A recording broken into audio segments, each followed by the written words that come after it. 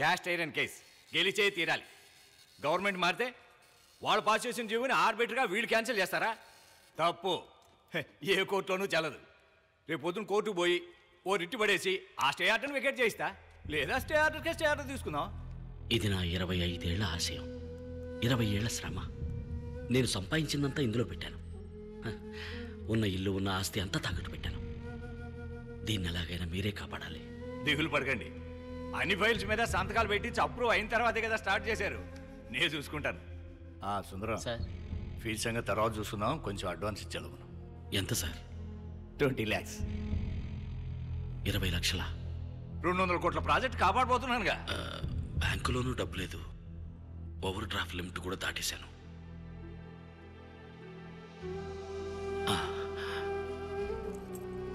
అడ్వాన్స్గా నాకు ఆలోచుకోండి.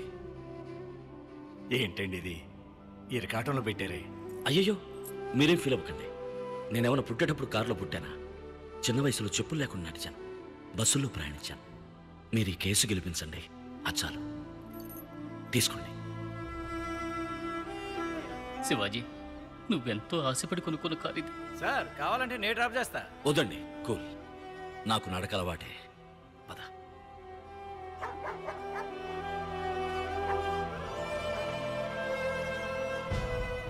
మీరు శివాజీ ఫౌండేషన్ స్టార్ట్ చేసే ముందు అన్ని ప్రభుత్వ శాఖలు అనుమతి నిరాకరించింది నిజమేనా? నిజమేనండి.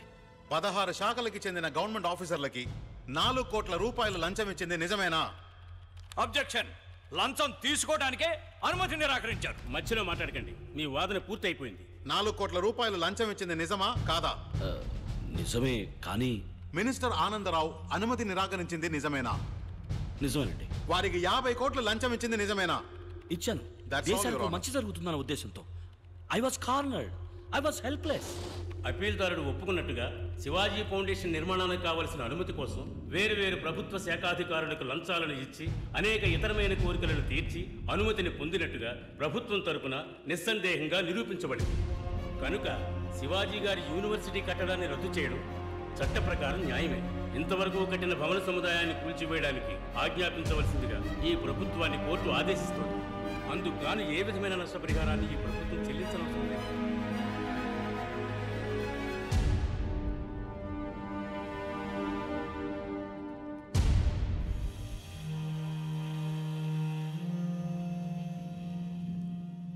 చూసారా శివాజీ గారు ఎంత పని జరిగిందో? మారు మాట్లాడకుండా నేను చెప్పినట్టు ఓ 5 star hotel, real estate business చేసుకుని ఉండాల్సింది. పాపిస్ట్ విధవులు అందరూ కలిసి మిమ్మల్ని ఇలా నడివీధిలోకి ఈడ్చుకు వదిలేశారు. ఇప్పుడు ఏం చేద్దాం అనుకుంటున్నారు?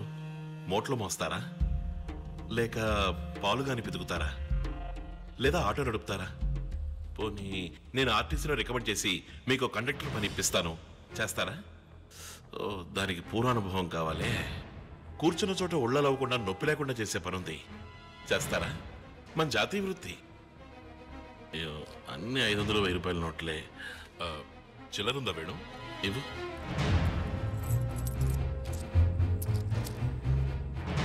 అమ్మా తల్లి జగన్మాత, వీరు చేయబోయే పని విజయవంతం కావాలమ్మా. నా హస్తవాసి చాలా మంచిది.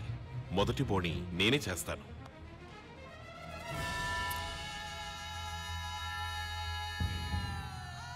ముష్టెత్తుకుని బతికే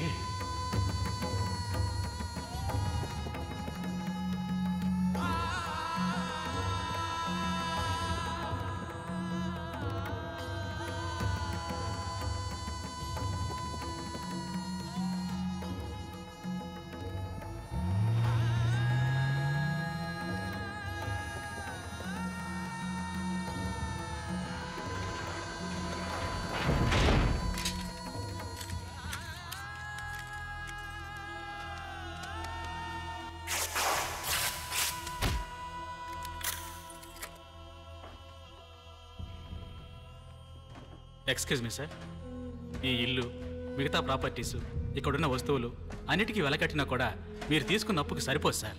వాల్యుయేషన్ పూర్తయ్యే వరకు ఈ ఇంట్లో నుంచి ఒక ప్రాపర్టీ కూడా బయటికి పోకూడదు. సారీ. మీ రోలెక్స్ కూడా ఆ లిస్టులో ఉంది సార్.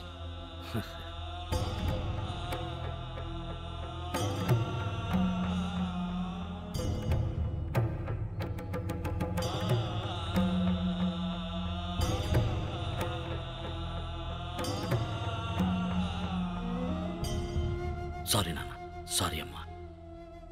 నేను మంచి స్థితికి వచ్చేదాకా మీరు ఊర్లో ఉండండి. మాకే బాధ లేదు బాబు. నువ్వు అమెరికా వెళ్లే ముందు మన పరిస్థితి ఇదేగా.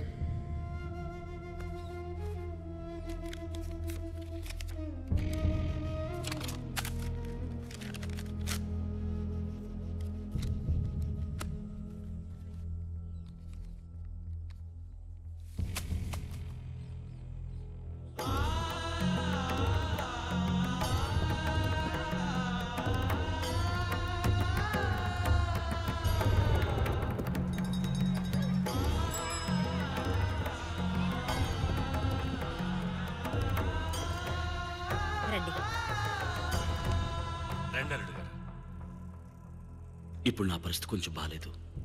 పెళ్లి కొంచెం వాయిదా వేసుకుందాం అది చెప్పెళ్దామని వచ్చాను. అలాగే బాబు, మీరు ఎప్పుడంటే అప్పుడే పెళ్లి జరిపిద్దాం. లేదు నాన్న, ఎప్పటికీ ఈ పెళ్లి జరగదు. ఏం నువ్వు అనేది ఉమాదేవి? నేను అప్పుడే చెప్పాను వద్దని. ఏదేదో చెప్పి మీరే నన్ను ఒప్పించారు. చూడండి నిశ్చితార్థానికి ఎంత పని అయిందో. రేపు పెళ్లి కూడా అయి జ్యోతిష్కుడు చెప్పినట్టు నీకేదైనా జరిగితే. నువ్వేదేదో ఊహించుకుంటున్నావు. ఏది ఊహ? పూర్తయ్యే స్థితిలో ఉన్న కట్టడం ఎందుకు పడగొట్టే స్థితికి వచ్చింది? కోటీశ్వరుడిలో ఉన్న మీరు ఉన్నట్టుండి ఎందుకు నడి వీధికి రావాల్సి వచ్చింది? It's a coincidence damn it. లేదండి, ఈ జన్మలో మనిద్దరికి పెళ్లి జరగదు. వెళ్ళిపోండి, ఇంకెప్పుడు నా కోసం రాకండి.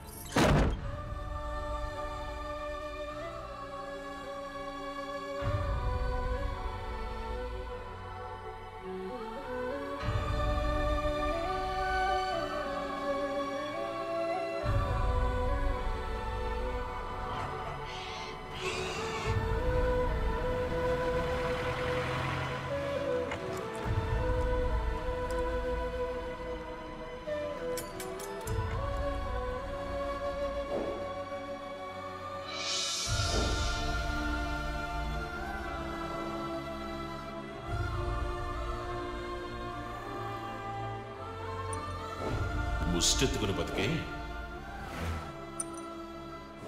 ఇంకెప్పుడు నా కోసం రాకండి.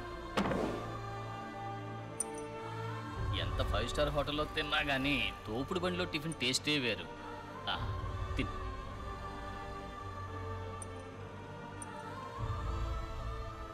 నువ్వు మాట్లాడకుండా అమెరికా వెళ్ళి శివాజీ.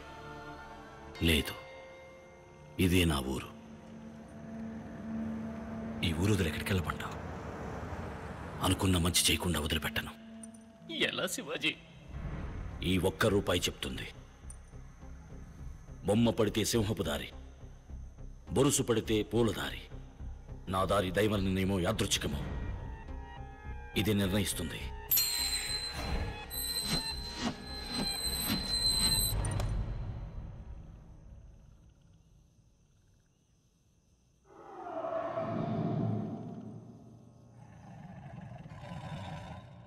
ఇక నే నడవబోయే దారి సింహపు దారి.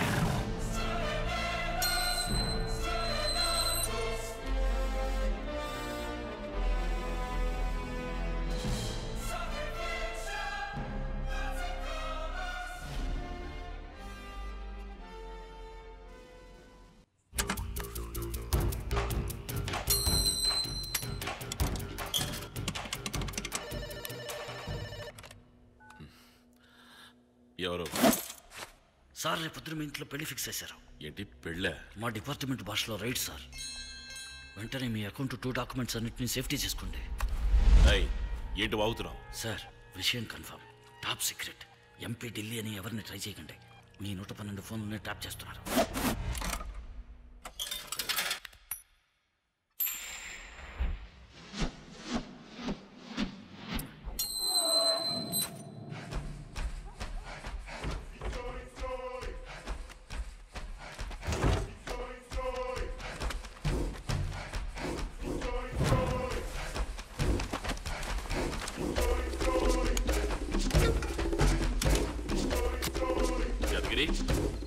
యాదగిరి, రేయ్ అయ్యా, తోటలో ఎరువులు అయిపోయాట, అర్జెంటుగా కావాలన్నారు, తీసుకెళ్ళి ఇచ్చేసి రాపో.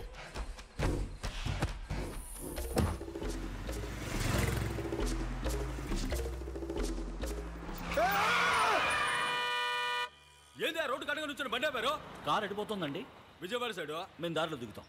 తెలియని వాళ్ళు ఎట్టెక్కించుకునేదే. మేము మీ ఓనర్ ఫ్రెండ్స్ అండి.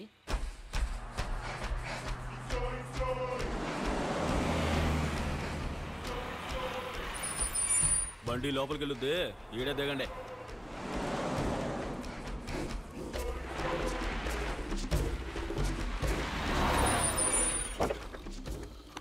వెంకటస్వామి లేరా? ఏంద్రా అయ్యగారు ఎరువులు ముట్టలు అంపారు, లోన్ ఎడదాం రా. అట్టాగే.